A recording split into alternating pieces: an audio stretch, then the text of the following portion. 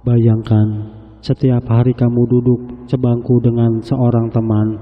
Kalian tertawa, saling berbagi cerita, bahkan belajar bersama. Tapi suatu hari kamu menyadari sesuatu yang mustahil. Teman sebangkumu itu seharusnya sudah meninggal sejak lama. Malam ini saya akan menceritakan sebuah kisah nyata yang dialami seorang siswa SMA. Sebuah kisah yang akan membuatmu berpikir ulang siapa sebenarnya yang duduk di sampingmu setiap hari.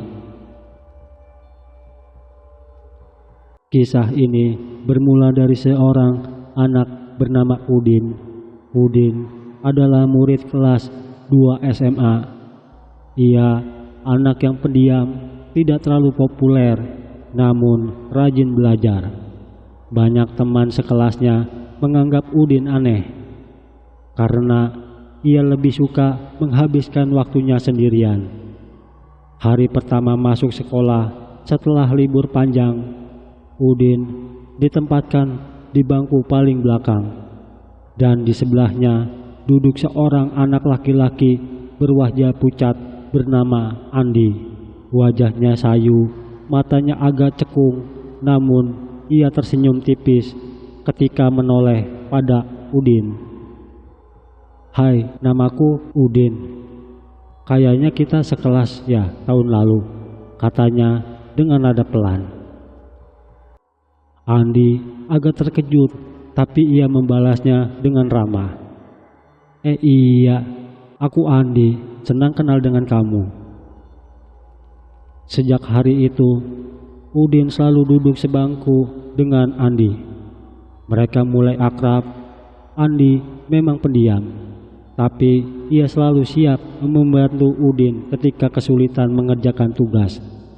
Bahkan mereka saling berbagi catatan, bercanda kecil di sela pelajaran, dan kadang tertawa bersama.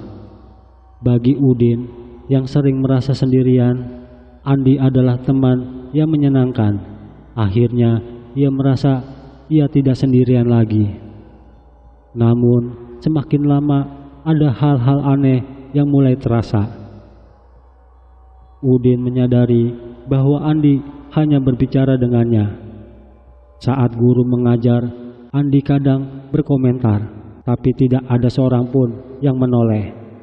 Saat guru mengabsen nama murid, nama Andi tidak pernah dipanggil.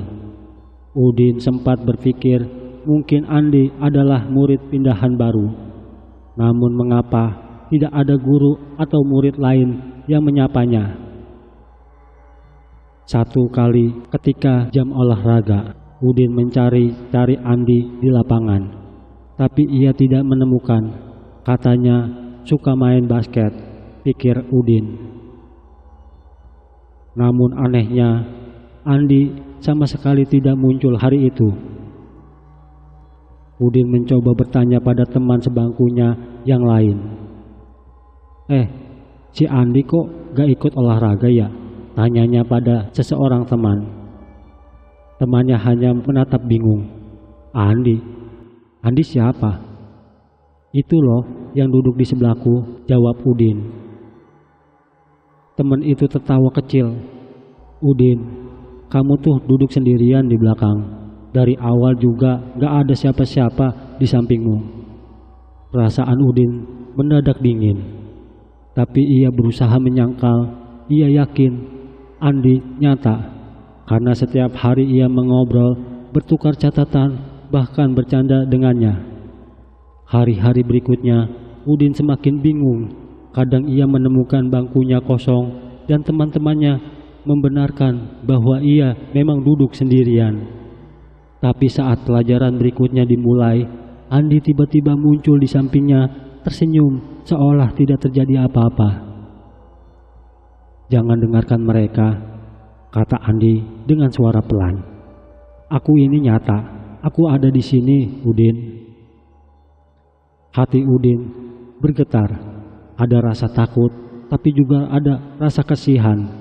Andi tampaknya begitu tulus, seolah hanya Udin yang bisa memahami keberadaannya. Namun, semakin lama, wajah Udin tampak semakin pucat. Kulitnya makin pucat kebiruan, dan matanya semakin cekung. Kadang Udin mencium bau tanah basah ketika Andi duduk di sampingnya.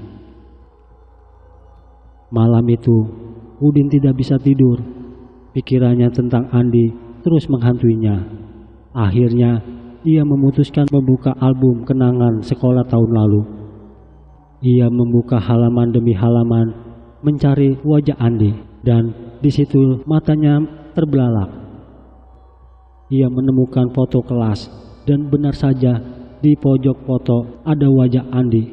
Namun, di bawahnya tertulis jelas dengan tinta hitam, "Andi meninggal dalam kecelakaan tahun lalu." Tubuh Udin gemetar hebat, keringat dingin mengalir di pelipisnya. Jadi, selama ini ia berteman dengan arwah. Esok harinya, Andi kembali duduk di sebelah Udin. Namun kali ini, wajahnya terlihat lebih menyeramkan. Senyum tipisnya berubah menjadi dingin. Mata sayu menatap tajam.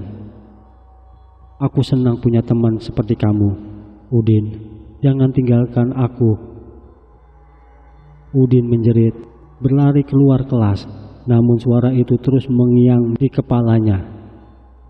Sejak hari itu, hidup Udin berubah. Ia menjadi murung, sering terlihat berbicara sendiri di kelas. Teman-temannya mulai menjauh. Guru-guru pun khawatir, tapi tidak ada yang bisa menolongnya. Setiap kali ditanya, Udin hanya menjawab singkat, "Andi selalu bersamaku."